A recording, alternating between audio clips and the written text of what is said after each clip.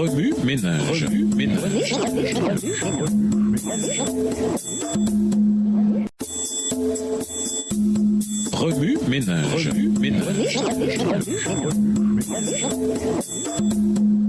Bienvenue dans votre émission Remue ménage. Nous voilà la leçon de mercredi. Suivez le guide. Lisons 1 Jean 2, les versets 3 à 6. 1 Jean 2, les versets 3 à 6. Si nous gardons ses commandements, par là nous savons que nous l'avons connu. Celui qui dit « je l'ai connu » et qui ne garde pas ses commandements est un menteur et la vérité n'est point en lui. Mais celui qui garde sa parole, l'amour de Dieu est véritablement parfait en lui. Par là nous savons que nous sommes en lui. Celui qui dit qu'il demeure en lui doit marcher aussi comme il a marché lui-même. Les Écritures montrent clairement que Dieu a toujours appelé son peuple à vivre par la foi. La foi fait partie de notre quotidien.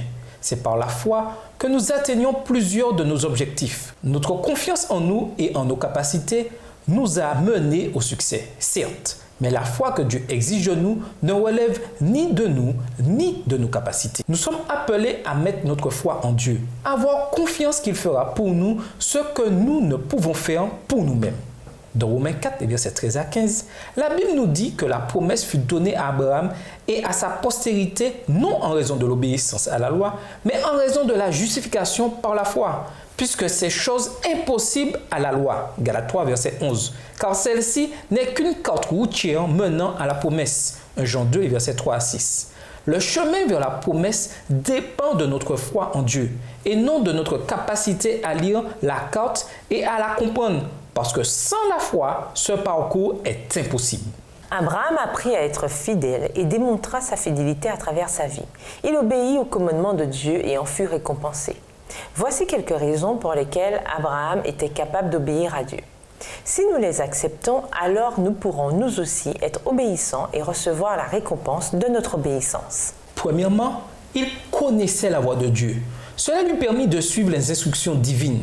Pour connaître la voix de Dieu, nous devons sonder sa parole et communiquer avec lui par la prière. Deuxièmement, il suivait les ordres de Dieu. Quelles que fussent les instructions divines, Abraham s'y conformait. Genèse chapitre 22. La Bible déclare que l'obéissance vaut mieux que le sacrifice.